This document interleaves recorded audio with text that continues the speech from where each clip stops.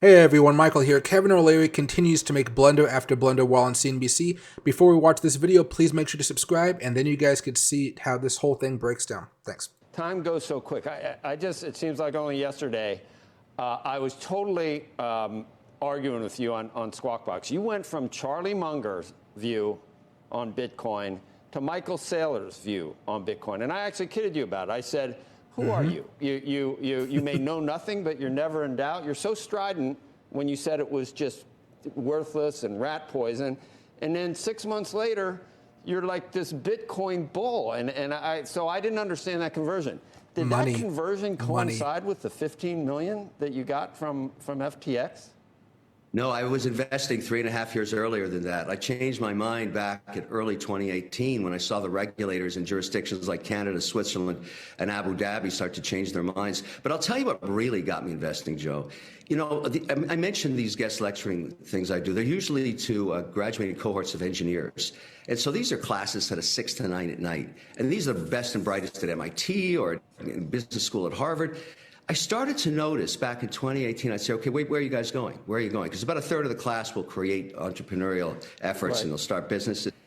They're all going to the blockchain. You can't spend that much intellectual. I understand. I believed it back then. I'm just trying to figure out why. I gotta stop you. This is it. I gotta stop you. This is it.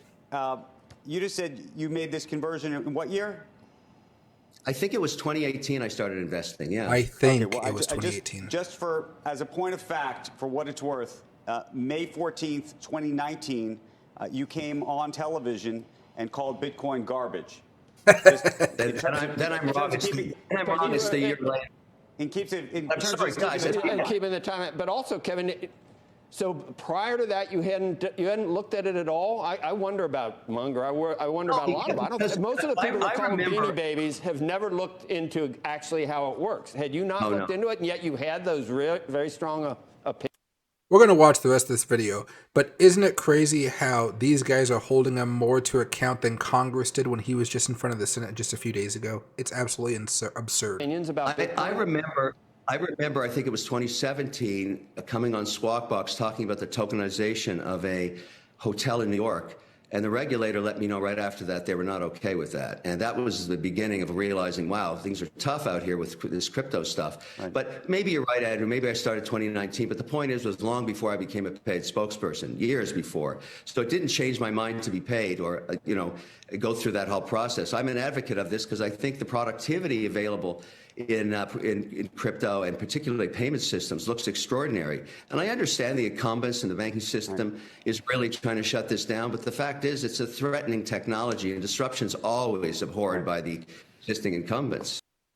So you saw how he had to wiggle his way out of a little bit of trouble here. I think, he probably just made an honest mistake. But at the same time, you really do see a change from Kevin when he does get that money from FTX.